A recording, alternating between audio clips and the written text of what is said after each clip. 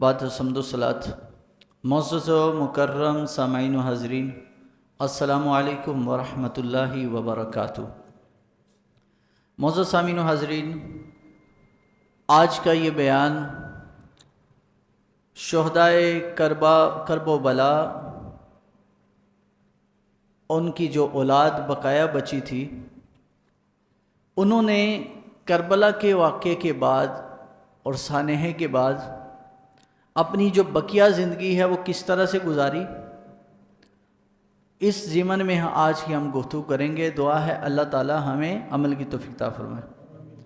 معزز سامعین و حاضرین، واقعہ کربلا ایک عظیم سانحہ تھا جو ایک اللہ کی تقدیر مبرم تھی، جو ہو کے رہنی تھی، اور جس کے سبب اللہ تعالیٰ نے اہل بیت کے درجے اور مقام کو لوگوں کے سامنے آشکار کرنا تھا۔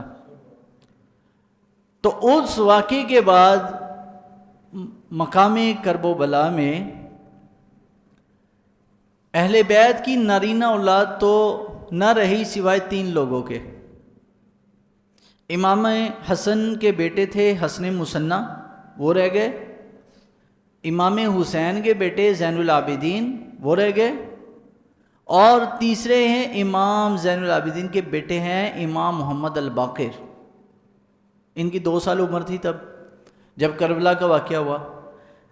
تو کربلا کے اس واقعے کے بعد اصل امتحان اہل بیت کا تب شروع ہوا ہے۔ قرآن یہ کہتا ہے احاسب الناس، اللہ فرماتا ہے لوگ یہ سمجھتے ہیں ان یترکوا ان یقولوا آمنا، لوگ کہتے ہیں کہ صرف مسلمان ہوں میں، بس مجھے بس چھوڑ دو، بقایا جو میں مرضی کرتا جاؤں۔ اللہ نے فرمایا ایسا نہیں ہے، وَهُمْ لَا يُفْتَنُونَ، مسلمان ہونے کے بعد پھر اللہ کی طرف سے آزمائشیں بھی آتی ہیں۔ زبان سے کہہ بھی دیا لا الہ الا اللہ تو کیا حاصل، جب تک دل اور نگاہ مسلمان نہیں تو کچھ نہیں۔ اہل بیت ہوں، صحابہ ہوں، اولیاء اعظام ہو، حضور کی امت میں جتنے اللہ والے گزرے سب کے اوپر یہ کیفیت آئی ہے۔ تو اللہ فرماتا ہے احاسب الناس، لوگ سمجھتے ہیں کہ کلمہ پڑھنا ہی میرے لیے کافی ہے، وَهُمْ لَا يُفْتَنُونَ، اور میں آزمائش اور مصیبت میں نہیں پڑھوں گا، بس ٹھیک ہے جی کلمہ پڑھ لے بس ٹھیک ہے۔ تو زبان سے کلمہ کا اقرار کرنا، اقرار باللسانی و تصدیق بالقلب، زبان سے اقرار کرنا اور دل سے تصدیق کرنے کے بعد کچھ کلمے کے تقاضے بھی ہیں جو پورے کرنے ہوتے ہیں۔ تو اللہ تعالیٰ فرمایا وَلَقَدْ فَتَنَّ الَّذِينَ مِن قَبْلِهِمْ، تم سے پہلے لوگوں کو بھی آزمایا گیا ہے۔ فَلَيَعْلَمَنَّ اللَّهُ الَّذِينَ صَدَقُوا، تاکہ اللہ تعالیٰ ان سچے لوگوں کی پہچان کرا دے۔ صَدَقُوا وَلَيَعْلَمَنَّ الْكَاذِبِينَ، اور تاکہ جھوٹے کی بھی پہچان ہو جائے، کون کھوٹا ہے کون کھرا ہے، کلمہ پڑھنے کے بعد جو کلمے کے تقاضے ہیں اس سے پتہ چلتا ہے۔ تو اہل بیت اطہار رسول اللہ صلی اللہ علیہ وسلم کی جو اولاد ہے، یہ واقعہ کربلا کے بعد ان کا اگلا امتحان شروع ہوا۔ اب واقعہ کربلا کے بعد حضرت داتا گنج بخش رحمۃ اللہ علیہ نے جہاں پر امام زین العابدین کا تعارف لکھا ہے، میں آپ کے سامنے اس کی چند سطریں پڑھ کے سنانا چاہوں گا کہ پتہ چلے کہ ہمارے بڑوں کا عقیدہ کیا تھا اہل بیت رسول صلی اللہ علیہ وسلم سے متعلق۔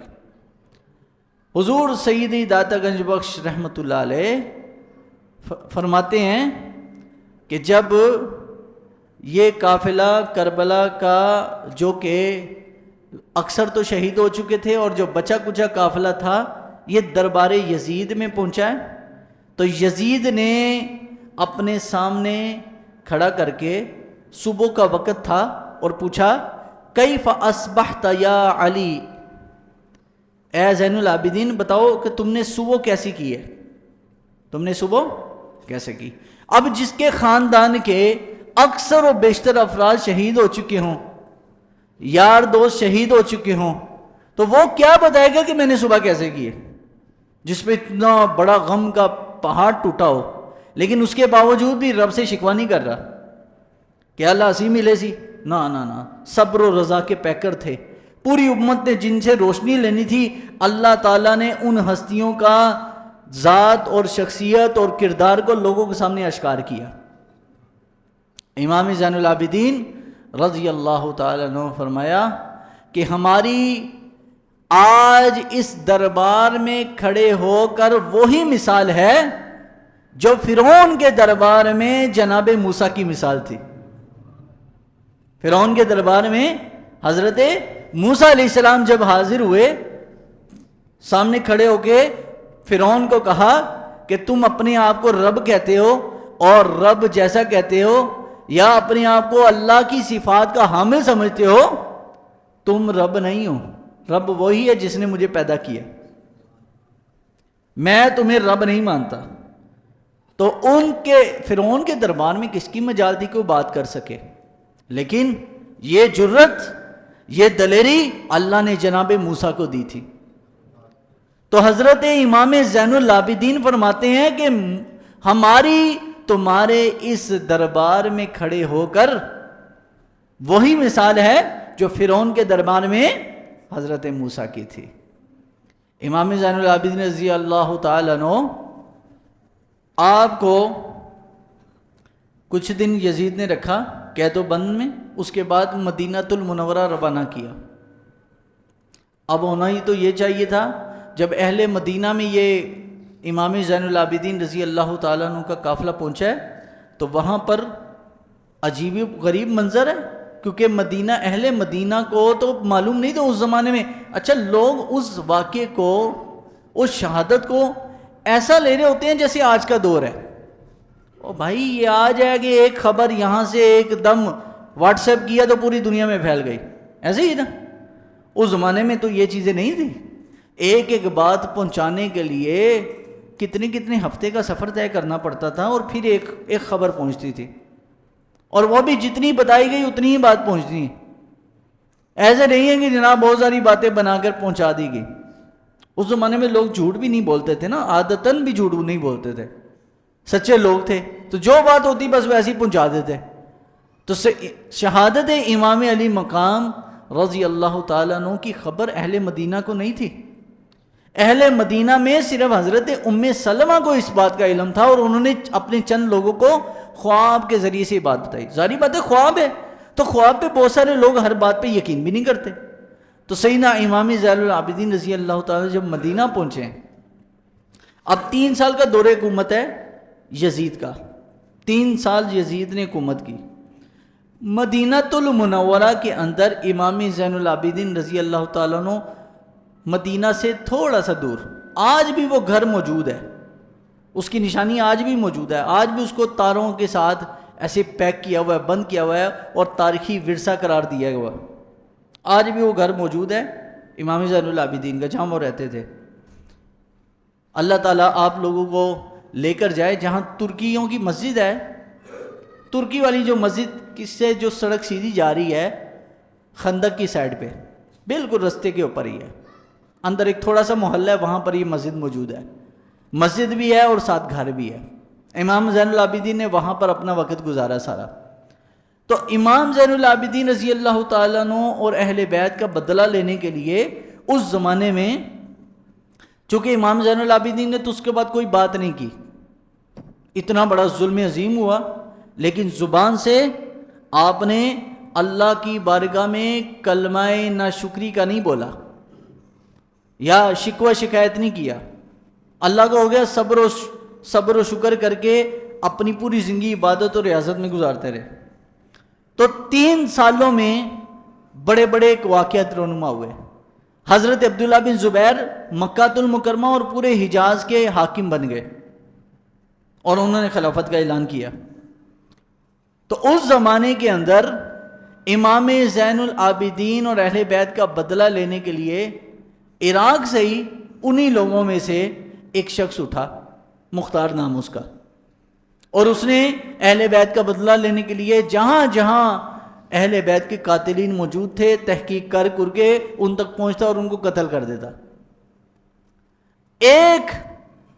ایک قاتل جو کہ حضرت امام زین العابدین رضی اللہ تعالیٰ عنہ کے گھر کے اندر پناہ لینے کے لیے آ گیا، اب آپ دنیا کا یہ انداز دیکھ لیجئے کہ یار میرے باپ کو کسی نے قتل کیا ہو یا قتل کروانے میں ملوث ہو، میرے بھائی کو قتل کیا ہو، میرے چچا زاد بھائیوں کو قتل کیا ہو، رشتہ دار کو قتل کیا ہو، اتنے ایک ہی خاندان کے اتنے قتل کیے، تو بندہ اس کو چھوڑتا ہے؟ وہ آپ کے گھر آ جائے مدد مانگنے، وہ بھی اچھا اس کو نہیں پتا تھا کہ یہ امام زین العابدین کا گھر ہے، لیکن اس نے دستک دی، امام زین العابدین رضی اللہ تعالیٰ نے دروازہ کھولا، اور اس دروازہ جب کھولا تو اس نے کہا کہ جی میں پناہ لینے آیا ہوں، مختار سقفی کے جو بندے ہیں وہ مجھے قتل کریں گے، مجھے تلاش کر رہے ہیں، تو مجھے آپ کے گھر کچھ دن رہنا ہے۔ جب امام زین العابدین کو دیکھا تو وہ قاتل جو تھا، جو کربلا میں یزید کے لشکر میں تھا، وہ تو امام زین العابدین کو پہچان گیا۔ امام زین العابدین رضی اللہ تعالیٰ عنہ وقتی طور پر نہیں پہچانے، کیونکہ بیچ میں 3 سال کا عرصہ گزر چکا تھا۔ اب اتنا عرصہ پہلے کسی بندے کو دیکھا، اور دیکھا بھی ایسے جنگ کی حالت میں ہو، تو بندہ فوراً تو نہیں پہچانتا۔ وہ قاتل پہچان گیا، لیکن وہ چپ رہا۔ 3 دن امام زین العابدین نے اپنے خادم سے کہا بھائی اس کو کھانا کھلاؤ، اس کو کپڑے دو، اس کو نہانے کے لیے غسل کے لیے پانی دو، کمرہ دو، رہنے کے لیے کمرہ دیا، کھانے کو روٹی دی، اور پہننے کو کپڑے دیے، نہانے کے لیے پانی دیا، سارے اہتمام کس نے کیا؟ امام زین العابدین، جو کہ امام حسین کی نسل میں واحد شخصیت تھے جو اولاد نرینہ میں بچ گئے تھے۔ آگے ان کا بیٹا بھی تھا امام باقر، لیکن امام زین العابدین بیٹوں میں امام حسین کے یہی بچے تھے۔ تو بہرحال جی امام زین العابدین رضی اللہ تعالیٰ نے 3 دن اس کی خدمت کی، اس قاتل کی۔ 3 دن کے بعد وہ قاتل کہتے ہیں جی مجھے اجازت دیں، بہت شکریہ، آپ نے میری خدمت کی، اللہ آپ کو جزا دے، لیکن آپ نے لگتا ہے مجھے پہچانا نہیں ہے۔ امام زین العابدین رضی اللہ فرمایا کہ میں تو تجھے تب ہی پہچان گیا تھا جب تو آیا تھا۔ اچھا کون ہوں میں؟ فرمایا کہ تو وہی قاتل ہے جو کربلا میں یزید کے ساتھ جنہوں نے میرے خاندان والوں کو شہید کیا، تو ان کا معاون تھا، ان کے ساتھ تھا تو۔ امام زین العابدین نے جب یہ بات کہی تو اس کے رنگ اڑ گئے۔ انہوں نے کہا کہ لگتا ہے کہ اب یہ میرے دشمن جو مجھے تلاش کر رہے ہیں ان کو بتائیں گے۔ امام زین العابدین رضی اللہ فرمایا کہ تو پریشان نہ ہو، تم نے جہاں جانا ہے جاؤ، میں تجھے کوئی زد و کوب نہیں کروں گا، کوئی نہیں پکڑواؤں گا۔ حالانکہ بڑا آسان تھا مروانا اس کو۔ امام زین العابدین رضی اللہ تعالیٰ نے اس کو کچھ نہیں کہا، تو کہنے لگا کہ حضور بتائیں کیا وجہ ہے جس کی وجہ سے آپ نے میرے ساتھ اتنا اچھا سلوک کیا۔ اب یہ ہے وہ نقطہ، یہ ہے وہ نقطہ سمجھنے والا۔ انسان ہے نا، ہر کوئی اپنے خون کی تاثیر رکھتا ہے، خاندانی عادتیں جیسی ہوں گی نا ویسے آگے نسل میں بھی ہوں گی۔ اچھا خون اور اچھی نسل ہے تو اچھی تاثیر ہے۔ ہو سکتا ہے کوئی اچھے لوگ ہوں، ان کی آگے اولاد بھی بد نکل آئے، یہ بھی کوئی جو ہے ناممکن چیز نہیں ہے، لیکن اکثر ہوتا ہے کہ انسان اچھی تربیت اور اچھی تاثیر پر جاتا ہے۔ امام زین العابدین نے فرمایا کہ کربلا میں جو تم نے کیا وہ تیرے باپ دادا کی تربیت تھی، میں نے جو یہاں پر تیرے ساتھ مدینہ میں کیا یہ میرے نانا کی تربیت ہے، یہ میرے نانا۔ بھائی دل پہ بڑا پتھر رکھنا پڑتا ہے، کوئی آسان کام نہیں ہے۔ آج مجھے کوئی تھپڑ مار کے جائے تو جائے کہاں، مجھے کوئی گالی دے جائے تو جائے کہاں بھائی، کو بچ کے جائے، میں وہ 1 دے گا میں 2 دوں گا، ایسے ہے نا۔ ہم کہ بھائی تو اگر زہر ہے تو ہم سوا زہر ہیں۔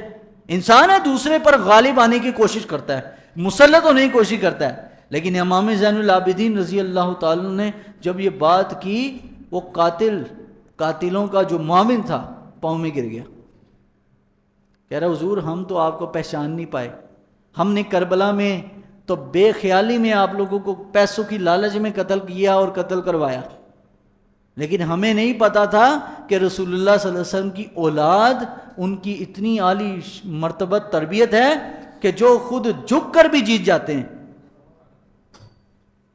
تو یہ خیر کہنے کو تو یہ گفتگو ہے، کلام ہے، ایک واقعہ ہے جو امام زین العابدین کے بارے میں حضور داتا صاحب نے بھی بیان کیا اور کئی بزرگوں نے بیان کیا۔ تو میرے دوستوں، اتنا بڑا سانحہ ہوا، واقعہ ہوا، لیکن امام زین العابدین رضی اللہ تعالیٰ عنہ اس کے بعد امام زین العابدین کو کسی نے مسکراتے ہوئے نہیں دیکھا، کیونکہ ان کی آنکھوں کے سامنے یہ سارے معاملات ہوئے تھے۔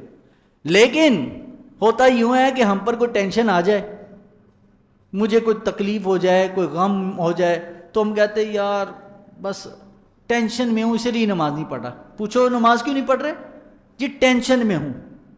اور اللہ کے بندے، الا بذکر اللہ تطمئن القلوب، اطمینان قلب اور سکون دلوں کا تو رب نے اپنی یاد میں رکھا ہے۔ اور بندہ کہتا ہے جی میں پریشان ہوں تو اس لیے نماز نہیں پڑھ رہے۔ تو بتاؤ آپ کی پریشانی امام زین العابدین سے بڑی ہے؟ لیکن امام زین العابدین رضی اللہ تعالیٰ عنہ اس واقعے کربلا کے بعد تقریباً 40 سال سے زیادہ زندہ رہے۔ کتنے جی؟ ہاں، آپ کو مجھے کبھی ہمارے سامنے یہ اور شاید ہمیں ہارٹ اٹیک آ جائے، لیکن اتنے وسیع الضرب شخصیت تھی۔ امام زین العابدین 40 سال سے زیادہ عرصہ گزارا، اور کوئی رات ایسی نہیں تھی امام زین العابدین کی جس میں آپ نے 100 رکعت نفل نہ پڑھے ہو۔ ہر 3 دن میں ایک قرآن ختم کرتے۔ کوئی آسان کام ہے بھائی؟ وہ آسان کام ہے؟ کتنا ذکر و فکر میں مصروف لوگ پھر بھی آتے امام زین العابدین کی زیارت کے لیے، دور دور سے آتے، تحائف لاتے، خدمت کرتے۔ اتنا بڑا سانحہ ہو گیا، لیکن امام زین العابدین کو کبھی بھی کسی نے ایسی حالت میں نہیں دیکھا کہ آپ بے وضو ہو، ایسی حالت میں نہیں دیکھا کہ آپ نماز چھوڑی ہو، ایسی حالت میں نہیں دیکھا آپ نے قرآن کی تلاوت ترک کی ہو۔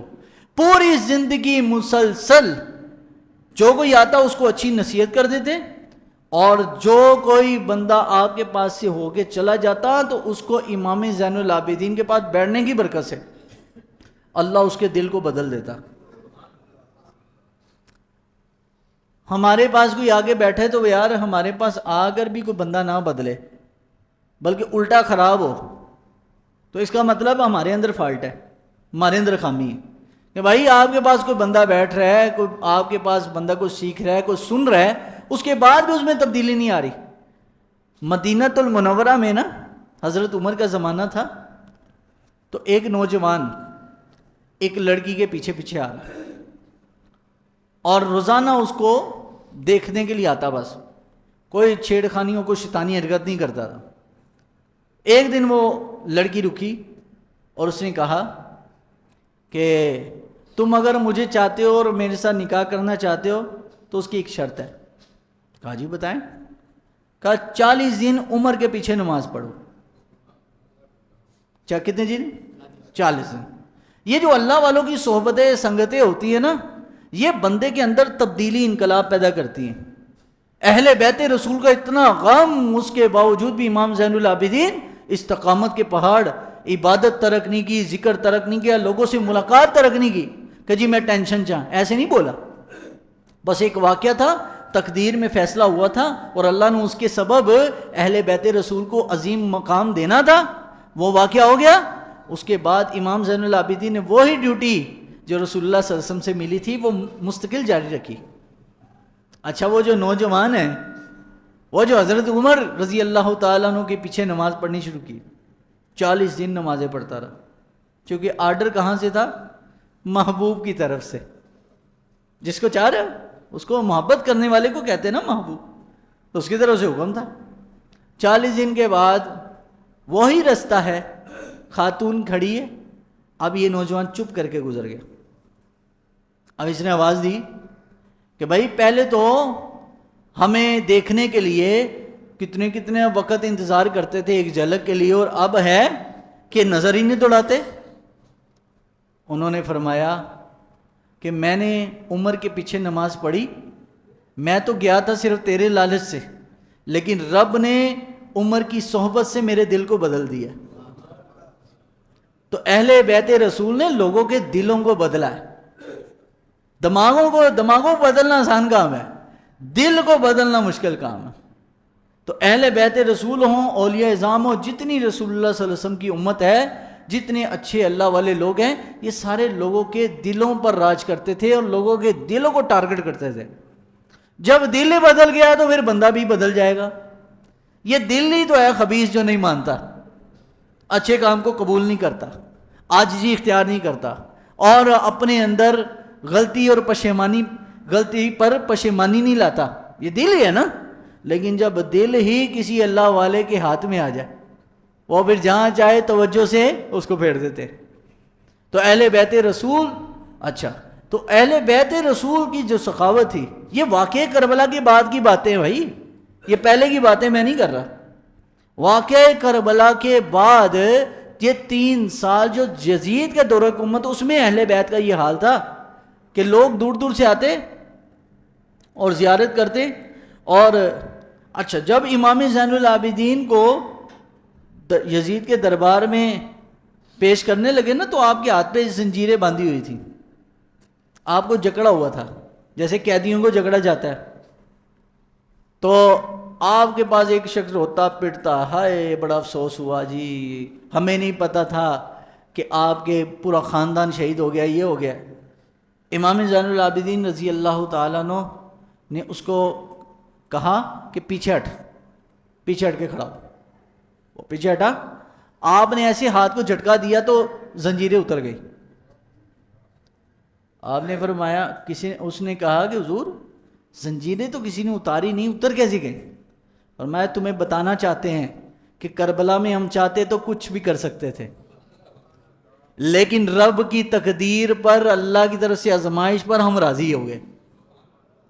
تو روتا ہے, تمہارے پاس افسوس کرتا ہے, ہم نہیں کر رہے. ٹھیک ہے, فطرتی مسئلہ ہے, باپ کی محبت ہے, اولاد کی محبت ہے, بھائی کی محبت انسان کے دل میں ہوتی ہے, جس سے انسان کو رونا بھی آتا ہے. لیکن فرمایا ہم راضی برضا ہیں, ہم اللہ کی رضا میں راضی ہیں. تو بھائی آج ہمیں کوئی ایک چیز ہماری جو ہے ختم ہو جائے, کوئی ہمارا کوئی عزیز مر جائے, کوئی ہمارا مالی نقصان ہو جائے, کچھ ہو جائے, ہم وہ ڈپریشن میں چلے جاتے ہیں, حال سے بے حال, پریشان, خودکشیاں کرنی شروع کر دیتے ہیں, پتہ نہیں کون کون سی گولی کھا کے مرنے کی کوشش کرتے ہیں کہ بھائی اگر یہ چیز نہیں ملی تو میں مر جاؤں گا.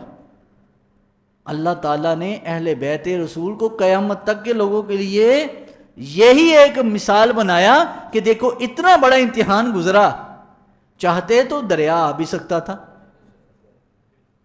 چاہتے تو کیا کچھ نہیں ہو سکتا تھا, لیکن اللہ کی رضا پہ راضی تھے. تو امام حسین رضی اللہ تعالیٰ کی جو نسل ہے, اولاد ہے, امام زین العابدین اور امام حسن مجتبیٰ کی اولاد امام حسن مثنیٰ سے آگے یہ 2 لڑیاں چلی ہیں, حسنی حسینی سید. پھر اللہ نے ان کو بڑی کثیر اولاد دی, ہر اولاد کو, ہر بچے کو آگے 10 12 15 10 12 ہر کسی کی اولاد ہے. امام حسن مثنیٰ, امام حسن کے بیٹے کتنے, 16 بچے, 16 بیٹے ہوئے. اچھا 16 بیٹوں میں سے ایک بیٹا صرف کہیں چھپ گیا. 15 بچوں کو جب خلافت بنو عباس آئی ہے, اس خلافت بنو عباس میں امام حسن مجتبیٰ کے 15 بچوں کو ایک ہی وقت میں انہوں نے شہید کیا. حالانکہ بنو امیہ سے تو ایک خاندانی تعصب پہلے سے تھا, لیکن بنو عباس تو حضور کا خاندان تھا. حضرت عبداللہ بن عباس کی نسل, ان کی نسل میں سے بھی جب موقع ہے تو کسی نے پوچھا ابو صفاح سے کہ بتاؤ بھائی, ابو جعفر منصور سے ابو صفاح کا بیٹا یہ, اس سے پوچھا بھائی کیوں ان کو شہید کر رہے ہو؟ کہنے لگے کہ ہم اس لیے ان کو شہید کر رہے ہیں کہ لوگ جب ان کو دیکھ لیتے ہیں ان کی طرف لپکتے, ہمیں کو پوچھتا ہی نہیں ہے, ہماری کو عزت ہی نہیں کرتا. کیونکہ طواف کعبہ ہو رہا تھا, تو ابو جعفر منصور اتنا بڑا بادشاہ, اور اس زمانے میں اگر میں بتاؤں تو آج کے زمانے میں 3 بر اعظموں پر اس زمانے کے بادشاہ کی حکومت تھی. اسپین کے علاوہ, اسپین میں بنو امیہ والوں کی تھی, بقایا سارے حصے پر, سارے خطے پر حکومت عبداللہ بن عباس کی اولاد کر رہی تھی, خلافت بنو عباس. تو اتنے بڑا بادشاہ ہو اور پروٹوکول کیا جی, کعبۃ اللہ پہ طواف کرنے کے لیے اور بوسہ لینے کے لیے آ رہا ہے تو کوئی بوسہ لینے نہیں دے رہا، اتنا رش لگا ہوا ہے، بادشاہ سلامت آئے ہیں، سپاہی پیچھے ہٹا رہے ہیں، لیکن کوئی پروٹوکول نہیں مل رہا اس کو۔ لیکن جیسے اسی محفل میں حضرت امام جعفر صادق آئے، امام حسین رضی اللہ تعالیٰ کے پڑپوتے امام جعفر صادق، تو سب لوگوں نے رستہ خالی چھوڑ دیا اور حجر اسود تک درمیان میں رستہ بنا دیا، اور آپ آرام سے آئے اور آپ نے کعبۃ اللہ کا بوسہ کیا، حجر اسود کا بوسہ کیا، ملتزم پہ رکے، دعا کی، اور جب تک آپ گئے نہیں تو کوئی بندہ بھی وہاں بھگدڑ نہیں مچائی، کوئی بھاگا نہیں، آرام سے آپ نے کیا اور سائڈ پہ کھڑے ہو کے نفل پڑھنا شروع کر دیا۔ تو بادشاہ نے پوچھا بھائی یہ کون ہے، کیونکہ وہ چہرے سے پہچانتا نہیں تھا، نام معلوم تھا لیکن نام کسی نے بتایا نہیں، تو انہوں نے کہا یہ جعفر الصادق ہیں۔ کہا وہ کون ہے؟ کہا جعفر صادق یہ امام باقر کے بیٹے۔ کہا وہ کون ہے؟ کہا زین العابدین امام حسین کے بیٹے کا بیٹا۔ کہا یار ہم اتنے بڑے بادشاہ ہیں، ہمیں کو پوچھ ہی نہیں رہا، اور یہ آئے ہیں، لوگوں نے رستہ خالی کر دیا ہے۔ تو کہا ان کا اس لیے ادب احترام ہو رہا ہے، لوگ ان کو اولاد رسول کی وجہ سے ادب دیتے ہیں، نبی علیہ السلام کی اولاد ہونے کی وجہ سے ان کا ادب کرتے ہیں، اور خالی اولاد رسول کا ٹائٹل نہیں یوز کیا، بلکہ ان کی زندگی میں رسول اللہ صلی اللہ علیہ وسلم کی سیرت، حضور کی جو ہے عمل اور کردار جھلکتا تھا۔ تو اب بھائی قصہ مختصر یہ کہ امام زین العابدین ہوں، امام حسن مصنع ہوں، جتنے لوگ ہیں یہ شروع سے ہی امتحانوں میں آزمائشوں سے گزر کر آئے۔ قرآن کہتا ہے نا ان الذین قالوا ربنا اللہ ثم استقاموا، جنہوں نے کہا اللہ میرا رب ہے اور اس پر ڈٹ گئے، فلا خوف علیہم، ایسے لوگوں پر کوئی خوف نہیں ہے، کوئی ٹینشن نہیں ہے، اللہ ایسے لوگوں کو ٹینشن فری کر دیتا ہے۔ تو امام زین العابدین واقعہ کربلا کے بعد آپ استقامت کے ساتھ اللہ کے احکام پر چلتے رہے۔ ان کے خاندان کی عورتیں، بیویاں گھروں سے بے پردہ باہر نہیں نکلیں، با پردہ رہی۔ اتنا بڑا سانحہ ہو گیا، ہونا چاہیے تھا روتی اور تکلیف میں ہوتی، لیکن نہیں، رونے دھونے میں نہیں وقت گزارا، بلکہ اپنا وقت اسی مشن کو لے کر چلتی رہی جو رسول اللہ صلی اللہ علیہ وسلم کی طرف سے ملا تھا۔ پوری زندگی ان کے صدقہ و سخاوت آپ ان کی دیکھ لیں۔ کسی نے امام جعفر صادق کے پاس ایک بڑی گٹری آپ کے والے کی کہ حضور یہ رکھ لیں، آپ نے بھی سمجھا کہ کوئی تحفہ دیا ہے تو چپ کر کے نہ دیکھا ہے، بس ایسے رکھ دیا۔ اور بندہ کئی سال کے بعد آیا، کہنے لگا حضور وہ آپ نے گٹی کھولی تھی، دیکھی تھی؟ اور میں یار اتنا وقت نہیں ہوتا کہ ہم لوگوں کے تحفے دیکھیں اور پھر اس پر تحقیق کرتے رہے، ہمیں اللہ تعالیٰ کی عبادت بھی کرنی ہوتی ہے، ذکر بھی کرنا ہوتا ہے۔ تو کہا کہ وہ کھول کے دیکھے تو صحیح، دیکھا وہ گٹری میں سونا بندھا ہوا ہے، بھرا ہوا۔ تو امام جعفر صادق فرماتے کہ میں اس کا کیا کروں؟ کہا جی آپ کو تحفہ آپ جیسے مرضی کریں، آج کے زمانے میں میرے خیال سے ارب پتی ہوگا جس کے پاس اتنا سونا ہو۔ تو امام جعفر صادق رضی اللہ عنہ فرمایا کہ یار میرے پاس اتنا وقت نہیں ہے، میں برکت کے لیے تھوڑا سا لے کے میں خود بانٹ دیتا ہوں، بقایا تم خود ہی بانٹو۔ آج تو لوگ کہتے ہیں بھائی ایک آٹے کا تھیلا دینا ہو تو جناب 10 جگہ پہ، اخبار پہ بھی، سوشل میڈیا پہ بھی تصویر آنی چاہیے، ایسے ہی نا۔ اور اہل بیت کو لوگ اتنے مہنگے تحفے دے جاتے تھے، لیکن ان کی دل اللہ نے اس طرف مائل ہی نہیں کیا۔ پوری زندگی وہ اللہ تعالیٰ کی عبادت و ذکر و فکر میں لگے رہے۔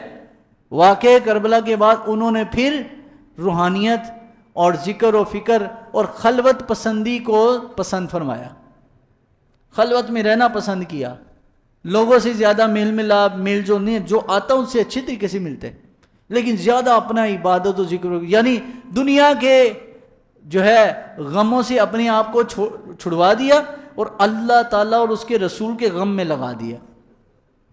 تو اللہ کے غم میں اور اس کے رسول کے غم میں رہنا یہ کوئی آسان کام تو نہیں ہے۔ غم سے مراد یہ ہے فکر، ان کے اللہ اور اس کے رسول کی فکر میں۔ تو اہل بیت رسول صلی اللہ علیہ وسلم جب واقعہ کربلا ہوا ہے اس کے بعد تو اہل بیت کو اللہ پاک نے ان کا مزید ان کا کردار لوگوں کے سامنے آشکار کیا ہے. پھر بھی اس زمانے کے جو بادشاہ تھے ان کو چھوڑتے نہیں تھے کہیں بھی، کہیں نہ کہیں اپنے جاسوس ان کے پاس کہ دیکھو بھائی زیادہ رش نہ لگے، لوگ ان کے ساتھ نہ ہو جائیں، کہیں ہماری جو تھوڑی بہت زور ہے وہ بھی ختم نہ ہو. تو ان کو اس زمانے کے لوگوں کو یہی ڈر لگا رہتا تھا. تو ہر زمانے میں اسلام کے خلاف، دین کے خلاف کوئی نہ کوئی سازشیں ہوتی رہی ہیں. کبھی مسلمانوں کو آپس میں لڑایا گیا، کبھی مسلمان لسانیت کے نام پر لڑایا گیا، کبھی مسلمانوں کو ہی اپنے ہی دین کے شعار کے خلاف کھڑا کیا گیا. ایسا ہے کہ نہیں ہے؟ ہمارے ملک کے جناب چینلز کو دیکھ لیں کہ رسول اللہ صلی اللہ علیہ وسلم کی ذات والا صفات کے بارے میں، پہلے ہم ڈینمارک کے خنزیروں کو کہتے تھے کہ انہوں نے حضور صلی اللہ علیہ وسلم کے خاکے بنائے اور ان بے شرموں نے اپنے چینل پہ شائع کر دیے، کہتے جی بس غلطی ہوگی غلطی ہوگی. بھائی جس ملک میں چیف جسٹس، آرمی چیف ہو، وزیر اعظم ہو، ان کی اگر توہین ہو تو اس کو سزائے موت ہے. اس کو کیا جی؟